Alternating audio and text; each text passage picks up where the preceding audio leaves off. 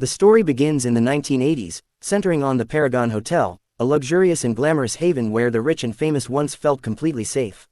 Over time, its sparkling reputation soured when a powerful gangster moved in, turning the grand establishment into a stronghold for his illicit operations and hiding his massive wealth within its walls.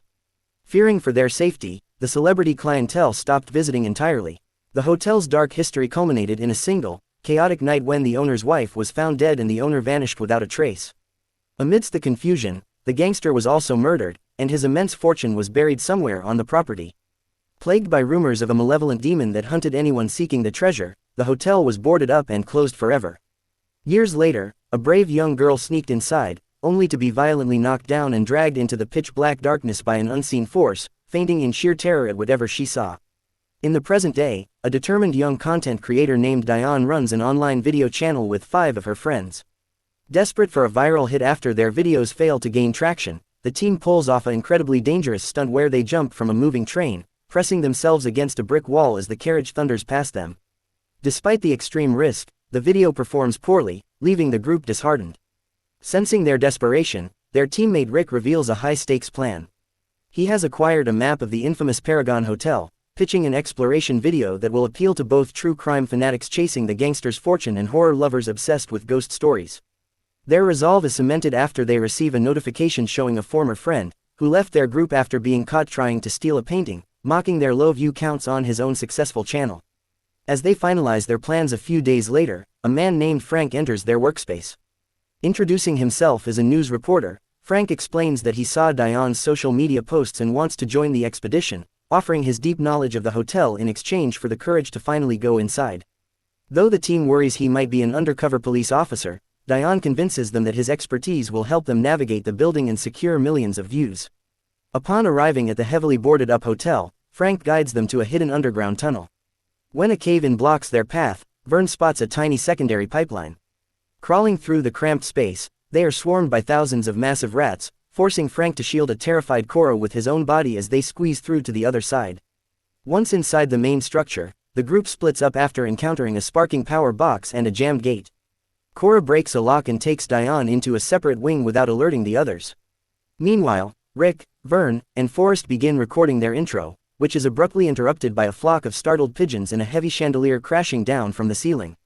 Deep in the ballroom, Diane starts a solo live stream. Ignoring a strange noise she assumes is just a rat, she is blindsided by a grotesque, clawed hand reaching out from the shadows, her phone clatters to the ground, and her feed abruptly cuts to black. Realizing Diane is missing, Rick orders a frantic search. Forrest, taking photos of the surrounding decay, discovers massive claw marks gouged into the wallpaper and sprints back to the group, entirely unaware of a dark shadow tailing him. When Vern reviews the terrifying photos, the team realizes an entity is actively hunting them. Rick plans an immediate escape, deciding they must first find the master key at the front reception desk to unlock the main doors. The search takes a painful turn when one of the girls steps into a hidden trap, severely injuring her foot. Though the group frees her and prepares to carry her to a hospital, Rick refuses to leave without Diane. Suddenly, the familiar ringtone of Diane's phone echoes through the corridor. Following the sound to the next floor, they discover a deeply unsettling tree draped in the phones and cameras of past explorers who never returned. They retrieve Diane's phone, but the battery dies before they can watch her final recording. In that exact moment, they are surrounded by an armed rival crew led by Jade, their former teammate who joined a wealthy channel. Having tracked Diane's posts, Jade's group believes Rick's team has already found the hidden treasure and holds them at gunpoint, demanding the location of the money. With a gun pressed to his head, Frank confesses his true identity.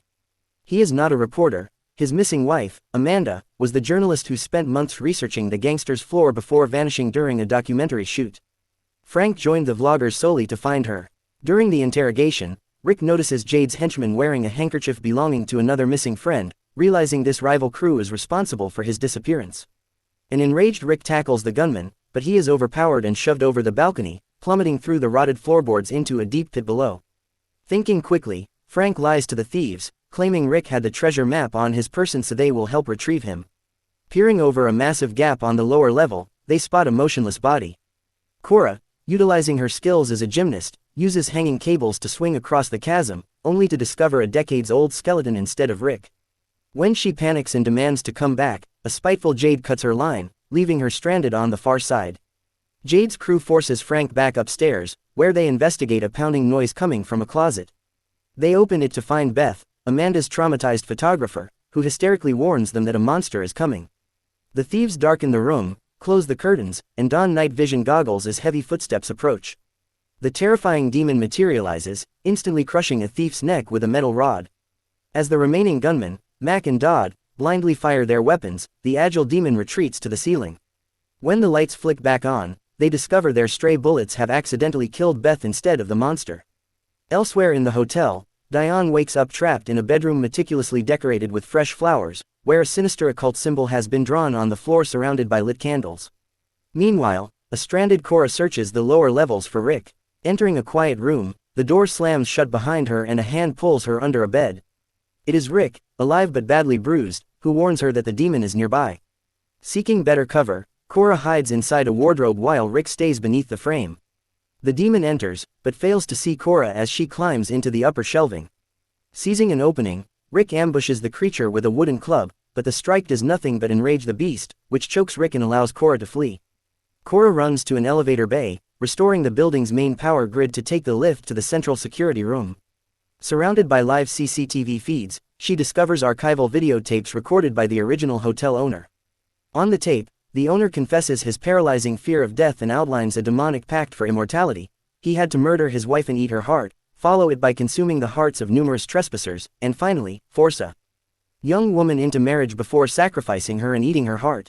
Cora realizes the demon is the owner himself, and that he has kept Diane alive because she is the final bride required to complete his eternal transformation. On the monitors, Cora watches Jade's remaining crew finally discover the gangster's hidden cache, completely oblivious to the demon dropping down behind them.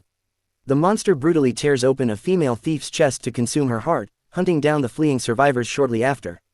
Spotting Frank and Vern walking into a deadly ambush on another camera feed, Cora utilizes a dead security guard's walkie-talkie to patch into their radio, guiding them away from the monster and toward her position.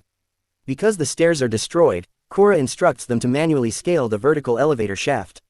Vern climbs the cable successfully, but the demon corners Frank at the base of the shaft. Realizing he cannot climb in time, Frank commands Vern and Cora to cut the brake cables of the heavy elevator car above him. They reluctantly comply, sending the massive steel car crashing down, pinning the demon beneath the wreckage. Frank miraculously survives the impact and radios the girls to meet him upstairs while he finds a detour. Exploring a nearby room, Frank discovers the mutilated remains of his wife, Amanda. Devastated and consumed by a desire for vengeance, he checks the security monitors and sees the demon, having escaped the elevator wreckage, forcing a terrified Diane into a bridal gown. Frank charges into the ritual room, tackles the demon into the hallway, and drags the creature over a high balcony. The two plummet through the central atrium, crashing violently onto the jagged, sharp branches of the creepy tree below.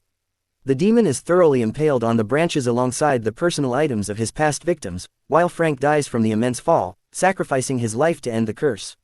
A heartbroken Diane uses Frank's radio to locate Rick. Cora guides her to a room where Rick lies completely motionless, barely breathing. Just as Diane begins to lose hope, Rick opens his eyes. The surviving friends, Diane, Rick, Cora, and Vern, reunite and finally escape the cursed hotel together.